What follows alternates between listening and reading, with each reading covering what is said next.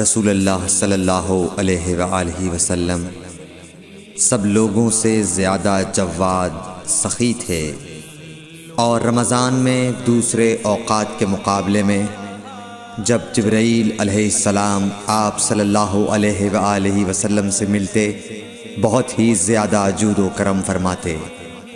جبرائیل علیہ السلام رمضان کی ہر رات میں آپ صلی اللہ علیہ وآلہ وسلم سے ملاقات کرتے اور آپ کے ساتھ قرآن کا دورہ کرتے۔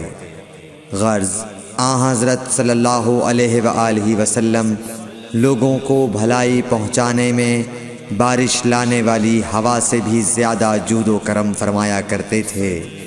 صحیح بخاری حدیث نمبر 6۔